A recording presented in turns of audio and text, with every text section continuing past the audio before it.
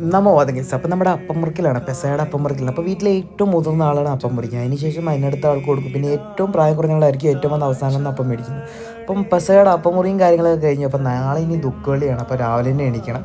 അപ്പോൾ രാവിലെ തന്നെ എണീറ്റിട്ടുണ്ട് 7:00 നമ്മുടെ ദുഃഖവെള്ളിയാഴ്ചയുടെ ശുശ്രൂഷകളും കാര്യങ്ങളും സ്റ്റാർട്ടാവും. ഞങ്ങളുടെ സഭയിൽ ഏറ്റവും കൂടുതൽ ദീർഘമായ ശുശ്രൂഷകളിൽ ഒന്നാണ് ദുഃഖവെള്ളിയാഴ്ചത്തെ ശുശ്രൂഷ.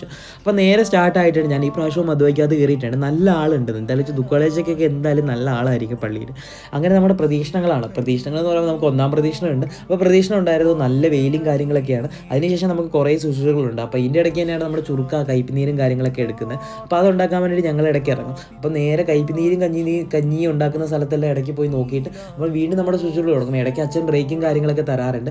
അപ്പോൾ അതും കഴിഞ്ഞ് നമുക്ക് കുറേ ഉണ്ട്. 9 മണി 6 മണി അങ്ങനെ കുറേ ശുശ്രൂഷകളും കാര്യങ്ങളൊക്കെ ഉണ്ട്. അതിനുശേഷം നമ്മുടെ കയ്പുനീരും കുടിച്ച് നേരെ കഞ്ഞി കുടിക്കാനാണ്. അപ്പോൾ കഞ്ഞി എന്ന് പറയുമ്പോഴത്തേക്ക് ഇത്രയും നേരം, അതായത് രാവിലെ തൊട്ട് ഒന്നും കഴിക്കാതെ ഈ വൈകിട്ട് ഈ കഞ്ഞി കുടിക്കുമ്പോഴേക്കും വല്ലാത്തൊരു ഫീലിങ്സാണ്. ബേസിലോസ് പറയുന്ന പോലെ തന്നെ ഈ കഞ്ഞിക്ക് കിട്ടുന്ന ടേസ്റ്റ് വേറൊരു കഞ്ഞിക്കും കിട്ടത്തില്ല. അപ്പോൾ കഞ്ഞിയും പയറും പപ്പടവും ആ ചട്ടിക്കകത്ത് കുടിക്കുന്ന ഫീലിങ്സ് ഒന്നൊന്നരയാണ്. അപ്പോൾ നമ്മുടെ ഹോളി വീക്കിൽ ദുഃഖവെള്ളിയാഴ്ചയും കഴിഞ്ഞിട്ടുണ്ട്. ഇനി നമുക്ക് ദുഃഖശനിയും പിറപ്പുമാണ്. അപ്പോൾ ഇത്രയുള്ള ഗൈസ്, എല്ലാവരോടും സ്നേഹം മാത്രം. Bye bye guys, see U.